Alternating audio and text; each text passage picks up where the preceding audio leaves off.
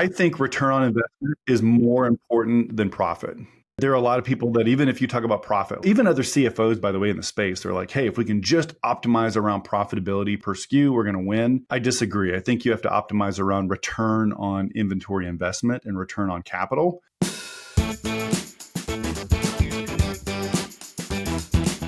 All right. Hello, I'm your host, Ben, and welcome back to another episode of Season 2 of the Amazon Strategy Show, the show that's all strategy with no hacks, no silver bullets, and no magic pills. Just real practical strategy for serious Amazon sellers. All right. I just wrapped up an awesome episode with Tyler Jefcoat, founder and CEO of Seller Accountant. We talked about all sorts of different things, from how to actually manage your cash flow, improve your margins, what should your margins actually be? And then we talked about the fun stuff. So what are the 8-figure sellers doing differently from the 6-figure and below sellers?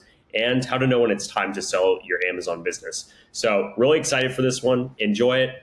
Let us know if you have any questions. And of course, links to everything will be in the show notes or the YouTube description below this episode. Without further ado, let's dive in with Tyler Jefcoat. So today we have the pleasure of being joined by the incredible Tyler Jefcoat, who's the founder and CEO of Seller Accountant, where he helps Amazon sellers maximize profitability, well, like that, and cash flow through next level bookkeeping and CFO services. In addition to this, Tyler runs a small mastermind for large e-commerce sellers called the Seller Roundtable. And Tyler's the host of Return On podcast, where he talks about the intersection of investing and executing as an e-commerce entrepreneur. So Tyler, welcome to the show. Thanks so much for being here today. Thanks, Ben. Glad to be here, buddy. Love it. So you've got quite a few things going on in your life. I guess my first question I'm just going to ask selfishly is, how do you balance all of that stuff? And I know right before the show, you also mentioned getting the kids off to school. So how are you managing all these different things? Yeah, I mean, for me, I think they all integrate pretty nicely. I mean, the first thing is that I'm sitting here at my house, so that makes it easy, right? So the ability that we can now run these companies largely remotely helps. And from the tactical side of Seller Accountant, thankfully, and you and I were kind of talking about this before we hit record, just having a great team makes all the difference, where I can focus more and more of my energy on the things that I love doing, like having interviews, whether I'm the interviewer or the interviewee, and coaching entrepreneurs and groups. I mean, that's the kind of stuff that gives me energy, that makes me feel alive, and helps me be more plugged into what's happening in the financial world for Amazon, so that when I have a CFO client ask a question, I have something to talk about that's worth digging into. Yeah, I love that. And I'm just going to get this out of the way, up front, because I've said this a couple other times in some of our previous episodes this season, but we talk a lot about, how to run your Amazon business more efficiently. And I always say that, you look for the things that obviously you can kind of outsource or give out to people who, that are going to obviously give you the best return or really move the needle for growing your Amazon business. And I always put the caveat that you should also really look at the things that you absolutely hate doing. And the example I always give is anything related to the finance or bookkeeping. For me, that's the thing that I hate and I want to get rid of immediately. So I just wanted to get that out of the way up front, but that's the thing that I want to pass off. And I know we're going to dig into that a little bit more today, but before we do that, can you actually kind of take us back and, walk us through how you got to where you are now? Yeah, sure. Happy to. So, by the way, and I agree, there are things in my business that I do my own energy audit. I'm a big fan of Dan Martell's book, Buy Back Your Time, right? And occasionally, for me, it's probably quarterly, I've got to do an audit of where my energy is going. And some things are going to give me life, Ben, and some things are going to suck the life straight out of me. And the things that suck the life straight out of me, I've got to find ways to outsource and partner with people who can do that.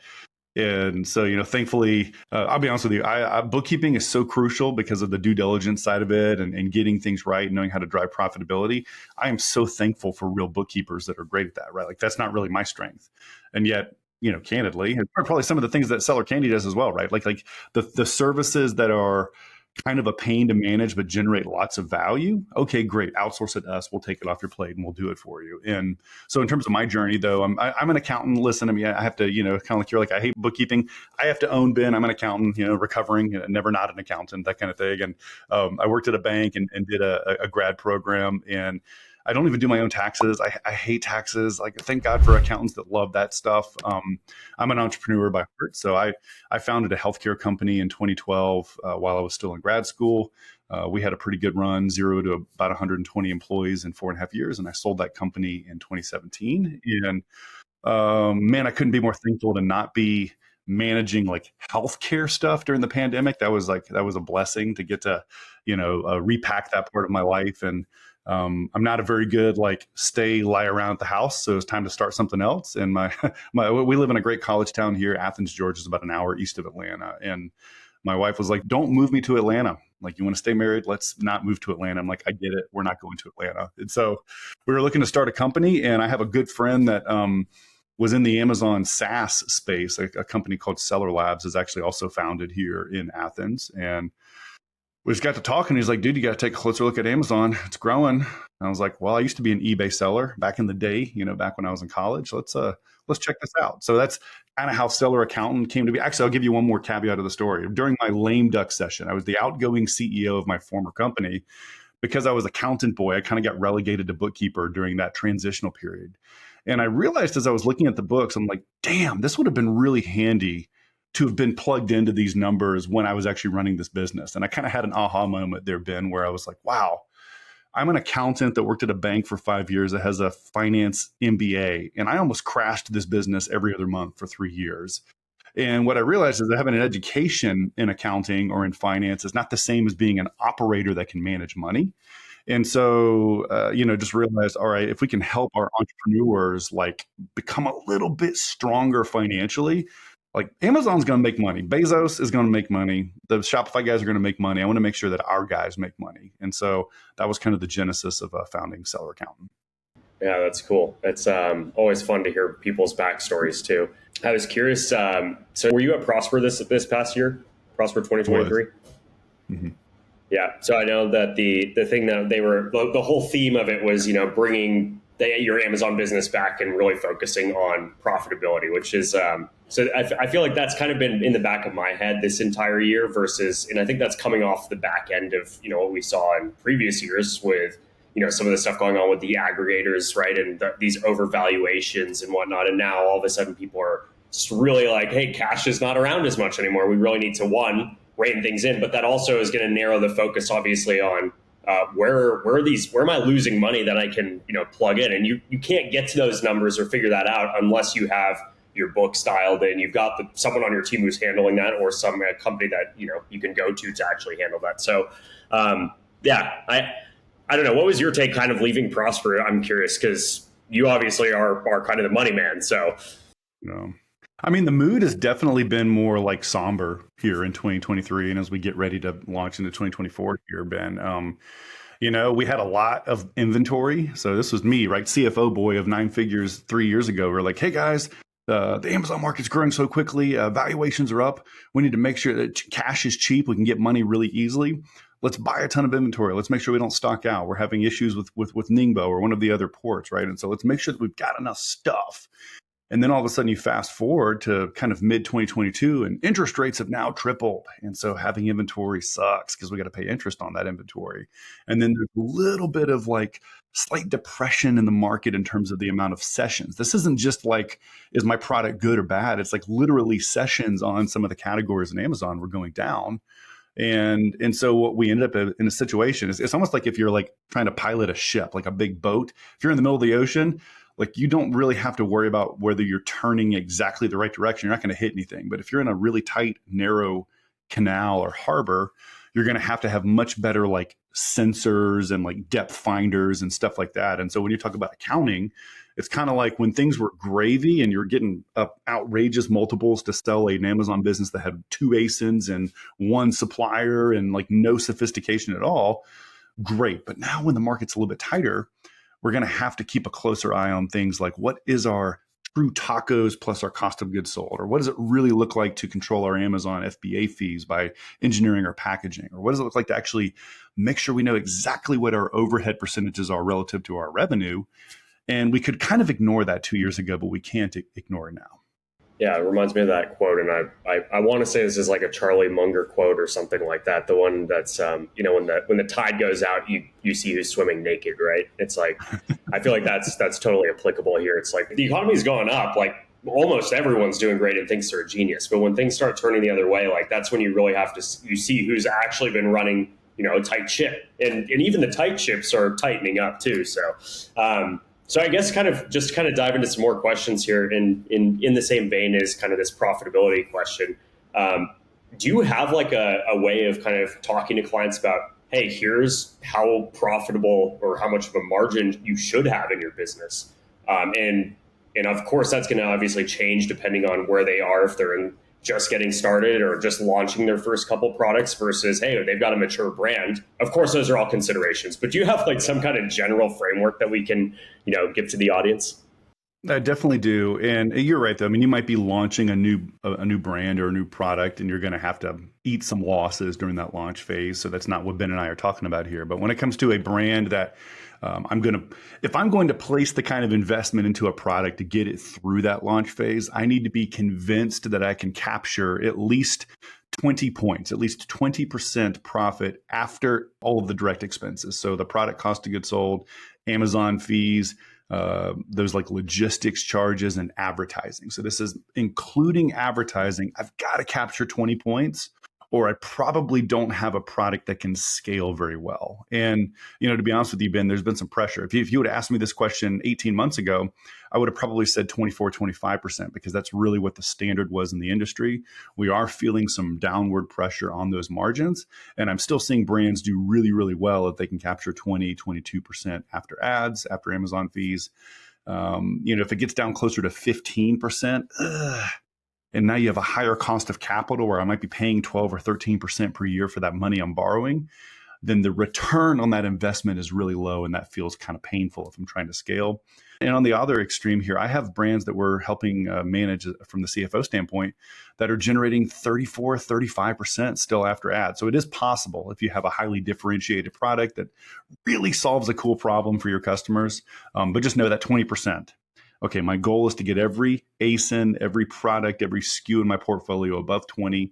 If it's below 20, I may want to put it into a nurture sequence. Let's see if we can, tame the tame the advertising beast or something like that. Try to repackage it. Try to get better terms with my supplier. And if it's above 25 or above 30%, if I'm having outrageous returns, then I never want to stock out of those guys. Those like top 10% of my ASINs, I want to make sure that's where my capital goes, is towards those guys. Sure. Yeah, no, that's great. Do you have like any, just from, working with so many clients that you guys have and seeing so many different Amazon accounts over the years, do you have a sense of like what the biggest categories are where people maybe are overspending and can cut costs? Or, is it in the logistics piece? Is it in, hey, they're getting overcharged on Amazon fees? Yeah. Again, I know this is a generalization, but yeah. Well, I mean, I think the two categories that are the most controllable, because at the end of the day, maybe we can re-engineer the packaging to get from oversized to standard and save some of the FBA pick and pack fee. But at the end of the day, Amazon's going to charge us whatever the standard 15% or whatever the commission is based on my product category. And whatever the product costs for us to ship, we don't like it. We bitch about it, Ben. But at the end of the day, Amazon's still going to be cheaper to pick, pack, and ship our product than almost any other alternative. And I don't want to go buy a warehouse. And so I'm going to kind of just take it, whatever they charge me for FBA, unless I have an obvious re-engineering. The two other categories, though, that make all the difference in the world are, what am I paying to secure my product, that landed product cost of goods sold, and then what am I paying to advertise that product, my true tacos, total advertising cost of sales. And the way I would view this is, I view those two metrics in tandem. The higher, this kind of makes sense, right? The higher my COGS, the less budget I have for ads. The lower my COGS, meaning the higher margins I have, the more juice I have left that I can outcompete my competitors for real estate and try to gain some market share. And I really encourage, because the other most common question I probably get, Ben, is, well, how much can I really afford to spend on ads? And the answer to that question, glad you asked it, is this: you can only afford to spend as much as your cost of goods sold allows you to spend and still capture that 20 to 25% in profit. And so that's why when people say it depends and it's really annoying, that actually depends very specifically on what it costs you to secure the product. And so tightening down the keywords that we're bidding on, making sure that we're designing products that are differentiated enough that we can charge a little bit more of a premium over what we have to pay to secure it. Killing bad products that aren't performing. Like, those are the kinds of things that we're having to kind of think through this year as things have been a little bit more challenging. Yeah, and I think just a follow up question to that too, and this goes back to my first private label product launch, which I'll just say what it was, but it was a webcam cover, which Cool. now they're either built into laptops or they're everywhere. But when I launched it, it was like there were only two or three other sellers, and it was flooded by the time my product landed. So I sold through my inventory, and that was that. But that was a $6.99 product, and I was like the premium version at the time. And anyway, so my point with where this story here is, do you still think that or see examples of sellers that are coming in and are able to actually make it with, something less than 10 or $15? Or are you seeing pretty much everyone that you guys work with start to push to that upper end of the market in terms of selling price type of product? Most of the people are pushing towards bigger. Like I'd love to see a $35, $45 product. Just because it's a lot easier to make money in those. If it's small, you think about those lens covers, they're going to be really cheap to ship, and your cost of goods sold might have been really, really small. It might have been like 40 cents a unit on those if you manufacture them correctly. Then you might be okay, right? So think about that. If you're selling a product for $5 on Amazon, I almost have to have an outrageously low COGS. I got to have my cost of goods sold be like 10% or like 50 cents on that $5 to make the math work where I can actually afford to do it. Some products, like I think of some guys that I've worked with that sell like hot sauce or something like that, you can get away with selling multi-packs where I can now make it a $13 product, right? Instead of it having to be a $6.99 kind of product. And so there can be a little bit of economies of scale. But to your point is exactly is spot on. I think if I had, 50K that I was looking to invest right now in a new brand, I would probably lean heavily into trying to find a product that was more than $30 retail. And frankly, some of the most successful launches I've seen here recently either are one of two things. One, they're highly subscribable. Like I've had a couple of consumables that have come through our portfolio in the last year where, yeah, it's about a $20 product, but it gets repurchased every month. Like that's a beautiful thing. And then the second product that's really been successful is one that's more on the $500. I mean, it's a big product. It Really? costs $500 for him to sell it, right? It's a little bit of a and so then he just has the opportunity to outcompete some of the more kind of hack job sellers, create more beautiful listings, create a better quality product, buy it for 200, sell it for 450 or something like that. And so I really like the idea of going upstream as the market tightens down. Yeah, love that. Okay, so this is a question I know I've heard from, just some client calls and partner calls over the last, I guess what month are we in now? We're recording this in November. So over the last almost 11 months. But what happens in the event that we run into a recession or we're already in a recession? How does that change how you, one, I guess, interact with everything related to the Amazon business? So forecasting, how much inventory you need to buy, all this kind of stuff.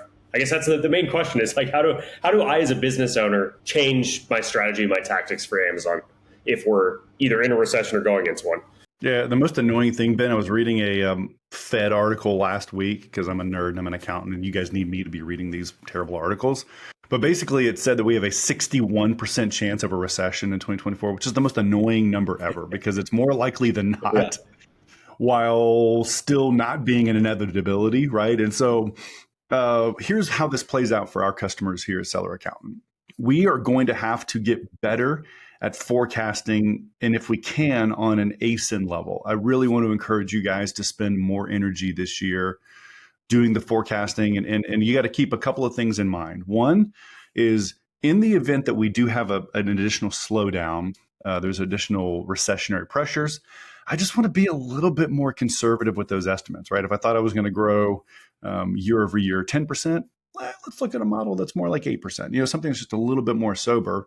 The second thing is I think sometimes we launch ASIN after ASIN after ASIN, and we forget that there's actually this phenomenon called it's kind of a decay rate, right? If I launch a product and I'm doing well on it, eventually competitors are going to come in and they're going to compete on those same keywords.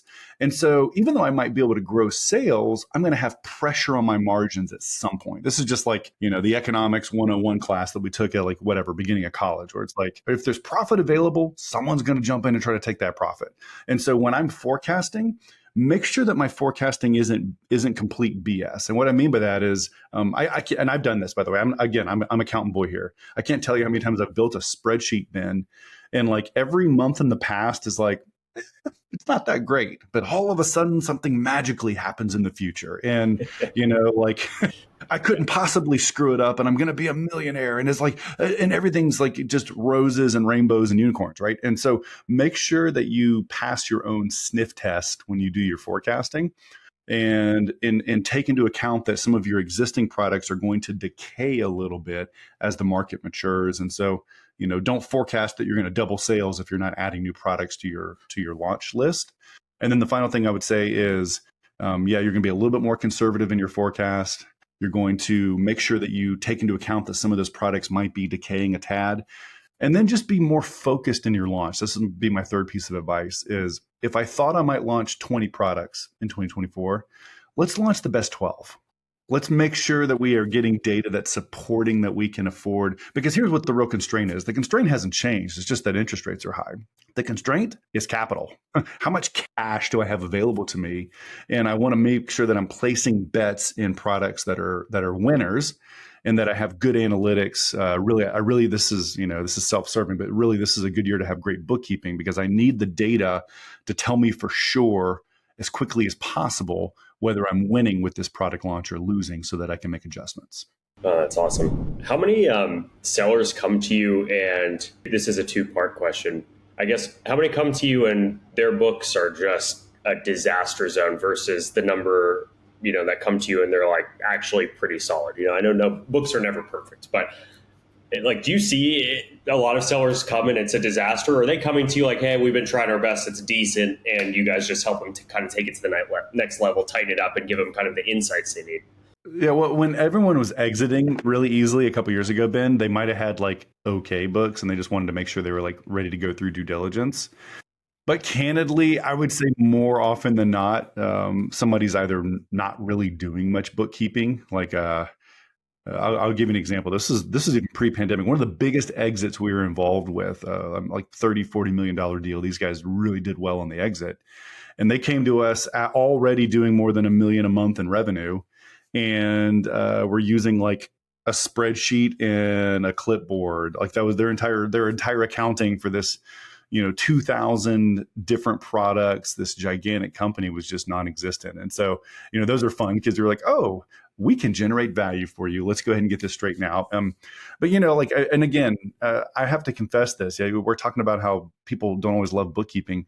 I've started 2 companies. I didn't do my own darn bookkeeping for the first 6 months of either of those companies because as a CEO, and even a CEO running a bookkeeping firm, I have one job and it's to find a path to profit. And if I can't find a path to profit, what am I doing here, right? And so I think that's a pretty common case study is somebody, launches a couple of products and wakes up and, hey, I've got 80K a month in revenue now. This is amazing.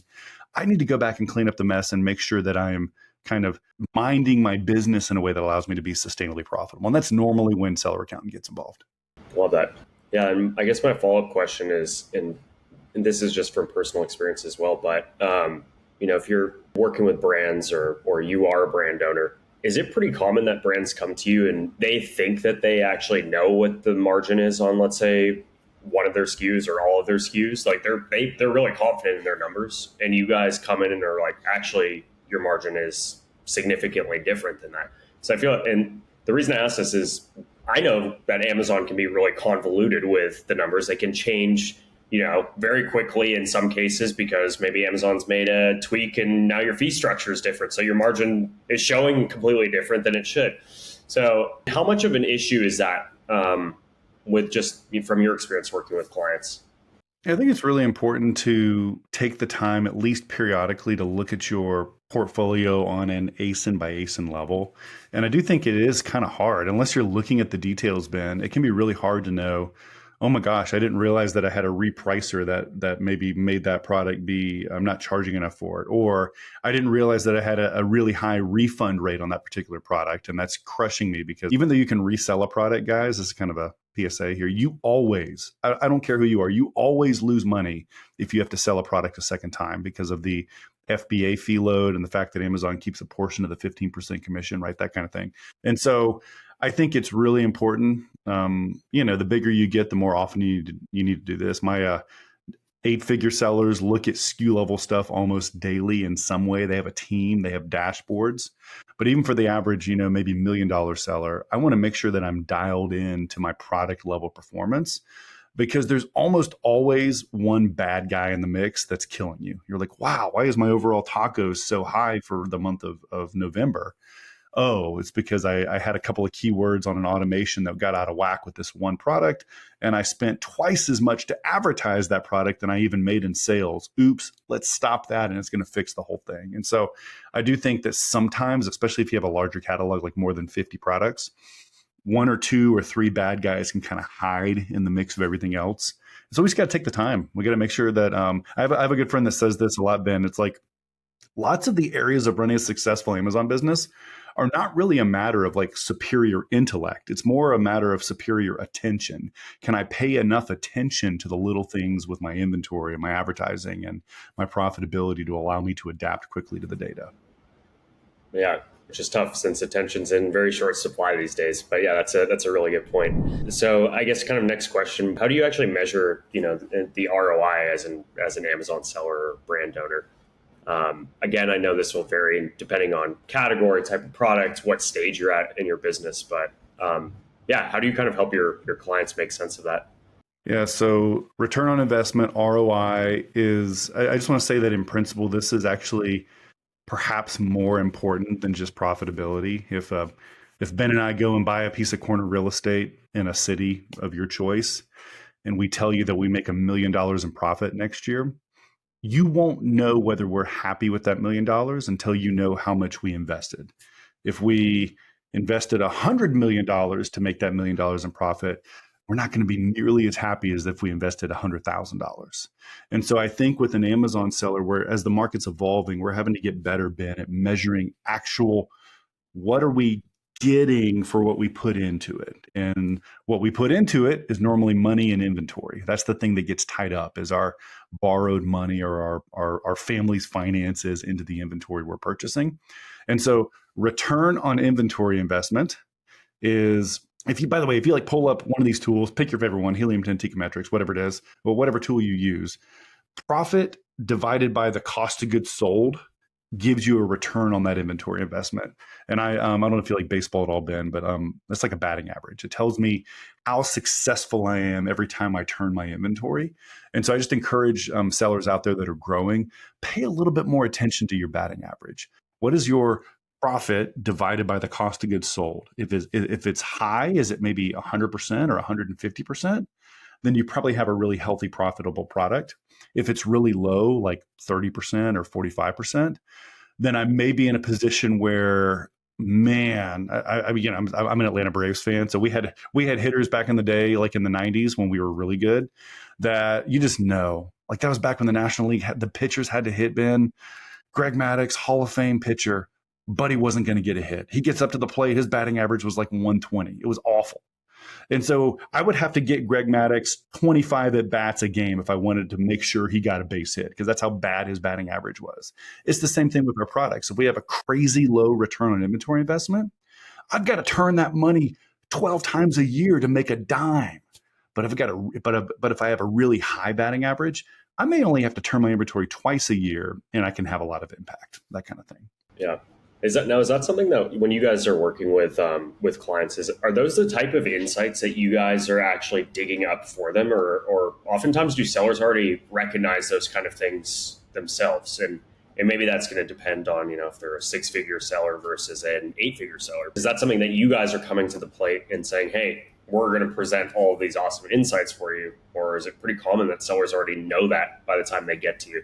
Well, I mean, that's part of the service that we offer is kind of twofold. Can we make sure that our bookkeeping is ironclad, where we have to pay attention to it? As entrepreneurs, Ben, you know this as you launch your products, that it's really easy for us to be so optimistic that we ignore bad news until it's like so obvious that it slaps us in the face. And so our job is to make sure that if there's ever any news that makes you change, that it's so obvious that it slaps you in the face, that kind of thing. And then I think when it comes to the more analytics, our CFO service here at Seller Accountant is really oriented on what is that return on investment for individual products, or for Amazon versus Shopify versus eBay. Because at the end of the day, we're going to do some forecasting. We're going to say, okay, all I've got is this pile of money. I've got $100,000 in capital available to me. Interest rates are high, so I might not be able to get another loan. What's the best investment of this precious capital that I have? And I think that's kind of our role as CFOs. Yeah, I love that. You're making me think as well. I still sell on Amazon. But I sell on KDP, which is Kindle Direct Publishing. So I've got a bunch of ghost written books, somewhere in the vicinity of I think like 12. And you're making me think, like, as we're going through this, I'm thinking about, I know, I've known for like months that there's 2 books that I'm like, we need to stop spending money on advertisements. But I've got that like emotional tug, like, no, we need to keep going. Like, I want to try to figure this out, and I see that a lot of times in other sellers when I'm talking to them on calls as well. As like, they know that they've got something that's a losing product, but either it once was an amazing one and they just keep hanging on to that, or something else. And so I know that it's tough to look beyond kind of the emotional side, and sometimes emotion gets in the way and you want to cover things up, which is why we have people like you guys to put us in check as Amazon sellers. That product doesn't make sense by the books. Well, but it's hard though, because like if it's nobody wants to like fire their own baby. Like nobody likes it. It doesn't matter what your business is. If it's something that you've poured your sweat and tears into building, even if it's the best thing objectively to just, hey, Ben, I can give you a raise if you just stop selling those 2 books. How would that be? Like on the surface, you're like, yeah, Tyler, that'd be great. Thanks so much. But then you think about, yeah, but like this book has a message and it's meaningful to my customers and it's meaningful to me. And hey, next year it's going to be better than this year. And I think, so I just want to acknowledge that even for me, that's hard. It's hard. It's hard if you make a hire that doesn't work out. Like if somebody that's on your team, it's hard in any relationship, and a relationship with a product's the same. And so I feel empathy. And by the way, it's a lot easier for me, right? I launch or sell a product. It's going to be my baby, just like it's yours. And so the reason you bring in an outside voice is somebody who isn't that emotionally attached. They can say, well, Ben, I don't see a path to this book being something that's going to ever give you a smile on your face. I don't know if it ever is. And then the second layer is, I wonder if we can really give you some data over the next 30 days that would make you feel more certain that it's a loser, and we can go ahead and stop spending money on it. And I think we have to kind of do that with our products as well. Yeah, absolutely. I like that. The other side of that too is, and this will lead into the next question I have, but cutting, obviously the products that are not serving your needs allows you to then free up cash, which you can deploy in other ways to grow your business. So, that's my way of kind of leading into, I guess, like, do you have other tips or recommendations in terms of how sellers can kind of better manage their cash flow? Whether that's using the resources they already have. And I guess I'm also kind of curious if you advise a lot of sellers on, looking to maybe utilizing some of these financial institutions or instruments that we have, in kind of the Amazon space. We see them at all the events and everything like that. Yeah, well, I mean, I think it would go back to kind of our illustration at the beginning of the conversation here, Ben, that when things are harder, we have to tighten up and we have to be better at managing cash. And it is objectively going to be a little bit more challenging now than it was 2 years ago. Here's the flip side of that. The greatest wealth transfer in history happened during the recession of 2008, 2009, meaning the right entrepreneurs that make good choices and manage their assets well come through a tricky market the winners. And so there are going to be substantial winners. And so that's I just want to make sure you guys hear that. This is not a podcast about woe is me. This is a podcast about manage your business in a way that makes sure that you're the winner when you come through it. And so when it comes to managing cash, one thing is I just can't ignore. I can't ignore the numbers that tell me that I'm so that's the first thing is I need to do that SKU level analysis. And I need to say to myself, okay, I'm going to be honest. Product A, the red one is not working. I'm going to liquidate the rest of it. Let's just turn down the ads, maybe lower the price a little bit. Yes, I'll lose 50 cents a unit, but let's just get that sucker off the balance sheet and move that money into another product. That's kind of tactic 1. Tactic 2 is I need to actually maybe once or twice a year take a hard look at my overhead expenses. Listen, I can't tell you, you guys know this, that I'm preaching to you, anyone who's listening to this, but like, this, you look at your P&L and you are for sure paying for 7 different SaaS tools that do the same thing within the Amazon ecosystem. Pick the 2 that bring you the most joy and actually have operational effectiveness and stop paying for the other ones, right? So that's one way to kind of just save cash.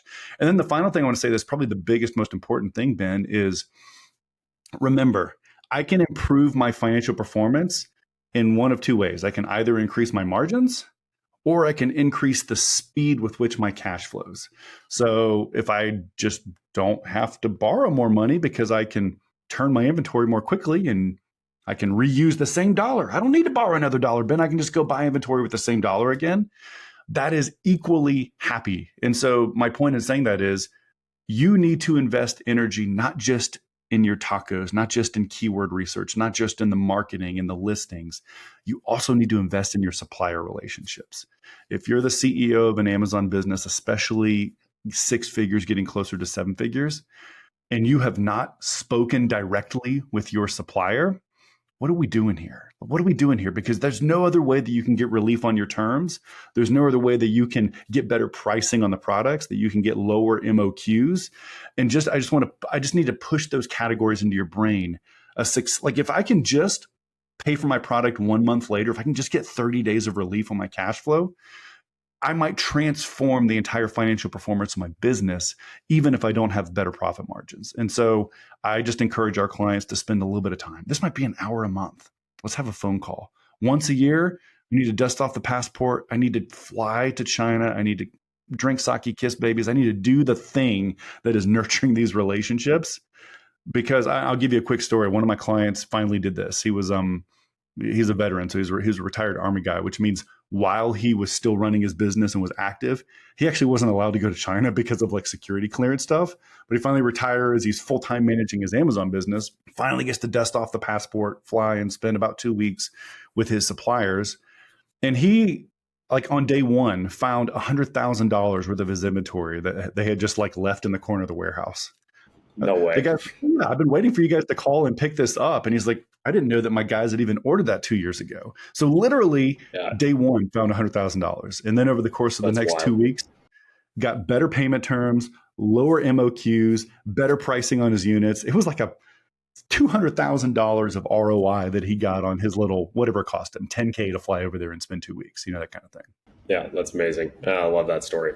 It's always fun. I feel like we have some client wins like that too, obviously in different areas, but it's, I guess, kind of the thing that I've noticed is every once in a while you get one of those things that's like either the person didn't even know it was an option, like negotiating, better terms with their supplier, whatever, some of the examples you were just mentioning, or they just haven't tried it. And it's remarkable, like sometimes how little time it seriously could be. Like you make a 15-minute phone call that ends up resulting in saving you thousands or tens of thousands of dollars. And it's, of course, that doesn't happen every time, but yeah, I mean, I always live by the same thing of like, anytime I'm in a store or talking to someone, I'll always ask for a coupon code or a discount. 99% of the time you don't get it, but still every once in a while you do get it, right? So I feel like there are a lot of those little happy wins out there once you just start kind of trying to look for them, or you're just actually vigilant and monitoring for that stuff in your business. So I love that too. In the spirit of kind of uplifting the mood as well and not talking about recession or anything else anymore, I want to talk about kind of what I think is almost every seller's goal, right? Which is to get to the light at the end of the tunnel and either exit or just have a wildly profitable Amazon business they keep. But when do you kind of advise clients that they should start to think about, maybe exiting their business? Ideally, that's going to be before they ever get to a point where they have a distressed business. So I'm curious, what are kind of the guidelines that you advise clients on? Yeah, I mean, it's important, Ben, to think about your end close to the beginning, right? And so two things are true. One is I need to be thinking about my exit strategy. The likelihood, the percentage chance that you are going to pass your Amazon business to your children is like close to zero. It's just not going to happen. The market's evolving too quickly. This is not a marriage. You're not going to be in this business forever. Okay, let's grieve that emotionally. Now it's time to figure out when we want to exit. And so two things are really important here. One is I got to know my number, because I've had some clients, even during the heat of the like aggregator feeding frenzy, who one story, the guy had a number. Love this guy. He's one of my best buddies. Had a number, but got a little greedy during the process, got offered more than that number and said, no, I'm going to hold on. Of course, the market corrects, right? And now he didn't get the number he wanted. And so know what your objective for this investment is. This is an investment. This isn't my life. My idea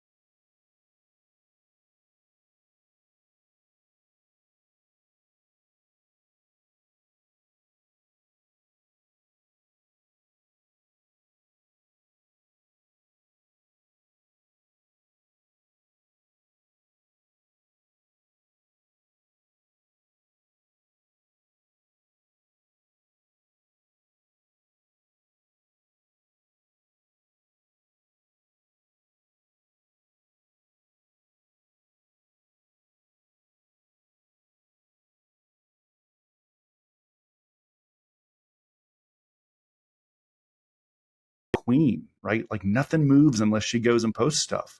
Okay, that's okay. It's just going to be a much more challenging business to sell. Yeah, absolutely. No, those are great pointers too.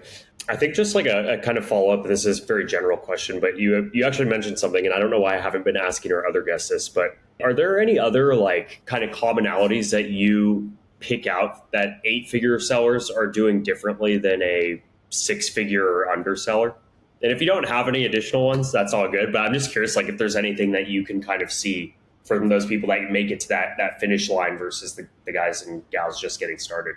That's like an awesome question, I think. And I'm just processing it a little bit here. There are a couple of breaking points. Like every business has this where I think for Amazon, it's crazy. We can actually get a little bit bigger before we need to bring in people and bring in help. Like it's possible that we can have a $1 million a year brand in terms of sales and maybe be like me plus one VA. Like that can often happen, which is kind of awesome.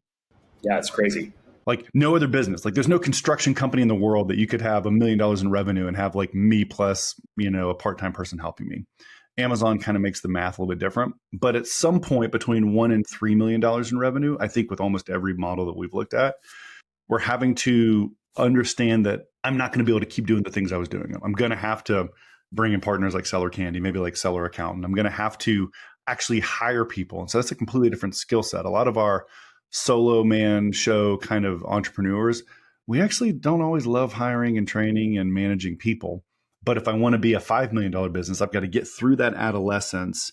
And that adolescence includes being able to hire and retain good talent. And so then once you reach about 5 million in revenue, and I'm kind of riffing here, Ben, so step in if you want to, but like my thought here is that then we have to implement a business scaling system. My favorite is there's a book called Traction EOS by Gino Wickman, which is kind of this, how do we bring some order into a visionary's world? Like I'm a visionary, and if you left me on my own, I would make it up every single day, and I would cowboy it until I failed. Thank God for my COO, and she is much more ordered, and she has helped us implement this thing called EOS, the Entrepreneur's Operating System, where now we have team meetings, and we have agendas, and we have accountability, and we have scorecards. And the companies that make it from $5 to $10 million, the owner has figured out how to manage by the number. The other things that, by the way, the 8-figure businesses have in common is they just tend to have more products. It is very rare that you're going to have 10 ASINs do $10 million. It's not impossible. We've seen it. But most of the time, you're going to have 100 products to get to, 8 figures in revenue. And so I think those are some of the things that come to mind. You obviously have access to capital. You're obviously really good at managing money, but it just, the skill set changes. I'm now managing people. I'm now managing processes, and I have to have good data around me to do that. Yeah, that was incredible, by the way. I mean, I can personally say that that was amazing. I got a lot of insight from that. And I'm sure people watching or listening definitely will too. I can echo I haven't gone all the way to through all of those stages. I can definitely echo at least the hiring and managing people piece. And I feel like, for me at least, and I see it in a lot of other Amazon sellers, is if you started like 4, 5, 6, 7 years ago, or even recently after like seeing a course or something like that, a lot of us started because we want to maybe escape like our job or something. And maybe we don't actually want to have a team. We think that we can just start it and, build a multi-million dollar business. And as you said, like there are people still doing that. So it's definitely still possible. But oftentimes the most successful brands do need to eventually, build a team out. You can't be the one that's doing, especially, once you get past a couple of SKUs, you can't be the one that's doing all of the phone calls to seller support and doing your books at night and everything in between, right? It's just not tenable anymore if you still want to continue growing. So I can definitely echo that piece. But that was awesome. I think there's a lot of value in just the things that you said there. I'm going to ask you a little bit of a lighter question, and it's going to be followed though by another challenging one. The light question is, does pineapple belong on pizza? And maybe this is actually the challenging one. I mean, I would not order pineapple on a pizza, but I would eat it. So I'm You're neutral territory. I would say generally, well, yeah. I mean, I'm not, because there are people that are like passionately, it's almost like coconut, right? Like you either love coconut and a dessert or you hate it. I'm pro coconut. I'm not going to go like, you give me like a standard meat lover pizza and then the one next to it has pineapple. I'm probably reaching for the one that doesn't have the pineapple. But I'm not Sure. militant about it, because people are militant about it. There are people out there that are like, you put pineapple on a pizza that's in the same room with me, and I'm going to throw a damn fit. That's not me. I'm going to let you have Yeah. your pizza with pineapple. Yeah. Anchovies, probably not going to bring that into the kitchen, right? But like pineapple, I'm kind of neutral on. What about you, man? I'm curious. Are you a pro pineapple guy? I'm a pineapple guy, and it's funny. I've noticed that the trend for this season of our podcast is the first like 70% of guests. I feel like every single one, it was like pineapple, yes, yes, yes, yes. Okay. Then I got to, I think, my first person who was in living in Italy, and they were like, don't even like ask me that question. Like I can't say yes to that. Like pineapple does not belong anywhere. It doesn't belong near like a pizza oven at all. Yeah. And then now the trend's actually been like, I feel like my last few guests have all been like, no, absolutely not. That sounds horrible. So, Well, and but then you I know, just keep my mouth shut. I'm like, in the beginning of yes. the season, you always call your best guest, right? The ones that you know are aligned with you. And you get to the rest of us here, and we're like, you know what, man? I don't know, Ben. I'm not sure if I get you like those other guests did, but Yeah, that's got to be it. I'm going to go with that. yeah. But yeah, the reason I asked Tyler is this is like what we call our controversial take section. So I like to ask Okay. every one of our guests if they have some kind of debatable or controversial topic that they believe that maybe the rest of the industry does not believe or doesn't believe yet. Where do you kind of zig that maybe others are zagging? Well, I think two things that come to mind here, and I know you asked me this in advance, and if this is not what I said, you can bring it up to me. But like, I think return on investment is more important than profit, and so there are a lot of people that even if you talk about profit, like even other CFOs, by the way, in the space, they're like, hey, if we can just optimize around profitability per SKU, we're going to win. I disagree. I think you have to optimize around return on inventory investment and return on capital, because I might be making a profit with the SKU, but if I'm sitting on 3 years worth of that inventory, I'm not that happy. I'm never going to get that money back. And so I think I'm a big proponent. I'm probably the loudest voice in the space in terms of saying, don't ignore the balance sheet. I was advising some boards of these aggregators as they started acquiring. And I was shocked to find that a lot of them didn't even get a balance sheet as part of this due diligence process, and trying to help them understand that the illustration I gave you earlier, I don't know how happy I am with that profit number, Ben, until I know what I had to invest. What's the net working capital needed in this machine to generate it? And so I think that's the soapbox that I stand on more often than not is don't ignore return on capital. Don't ignore return on capital. Don't ignore return on capital. And I don't know if it's controversial, but that's the box that I beat. No, I mean, I think people will probably be listening to you, about this time of our cycle. I'm curious if they are still listening to you when it's like, money's everywhere and the aggregators are crushing it again. And because it's a lot different. Just everyone's winning and a genius when the market's doing great. But yeah, no, that's great. I appreciate you sharing that, Tyler. I wish that we could actually continue talking for another hour here. So we're gonna have you come back on the show. But I wanted to be mindful of your time, and I also want to turn it around to you and give you a chance to kind of tell us, anything that maybe one, I don't know if there's anything I haven't asked you I should have. So if there's anything like that, and two, where people can kind of find you if they want to get in touch, if they might have further questions or anything like that. Yeah, well, thank you for the opportunity to be here, Ben. This has been a lot of fun. I think you've asked great questions. Guys, pay attention to your numbers, and you can win big time through a recession. Obviously, if you need help paying attention to those numbers, then firms like Seller Accountant can be good partners. I mean, we do the bookkeeping and fractional CFO, and we're happy to partner with you. You can find us at selleraccountant.com. I do have that. If you could take a podcast and make it as nerdy as possible, but have the intersection of Amazon and investing, you're going to have Return on Podcast, which is my show. Just like these guys, by the way, these guys have a great YouTube channel. They have a great presence around different social media. Really love your product here, Ben. And we kind of have the same thing with Return on Podcast. So feel free to check us out. That stuff's free. We don't need your money. Just follow the stuff and give us feedback so that we can make better content for you. Yeah, appreciate that, Tyler. Yeah, and I can echo that. Definitely check Tyler's stuff out. We'll put links to everything talked about and how you can get in touch with Tyler in either the show notes or if you're watching this on YouTube in the description below. So, Tyler, I just wanted to say thank you again so much for being here today. Really appreciate everything. I love those insights that you dropped that the 8-figure sellers are doing differently. But that's one of the big pieces I took away from this. But I know that there's a lot more here to unpack. My mind's probably just trying to shield itself from thinking about all of the balance sheets and all the money questions, but I'm going to have to rewatch this one after it comes out as well. All right, so that brings us to the end of this episode. Thanks to Tyler from Seller Accountant for joining us today. That was an awesome discussion. We hope that you got some kind of insight or a strategy that you can pull away from this episode and really implement with your business or share with a friend. As always, thanks so much for tuning into the Amazon Strategist Show. If you did find some kind of value in today's discussion, we'd love it if you could leave us a rating or a review on your favorite podcast player. Or if you're on YouTube, let us know by hitting that thumbs up button. Leave a comment down below if you have any questions or anything like that. The feedback helps us a ton. It's going to help us reach new e-commerce enthusiasts just like yourself. Last but not least, don't forget to follow us on our social media pages. You get updates, behind the scenes content, and so much more there. So you can find all of those linked down below in the description or the show notes. So that's it for today's episode. Be sure to mark your calendar and join us again next week. We've got another awesome guest coming up. So more captivating discussions to come. And of course, expert insights, game-changing tips, all of that stuff. So until then, I'm your host, Ben, signing off and wishing you happy selling.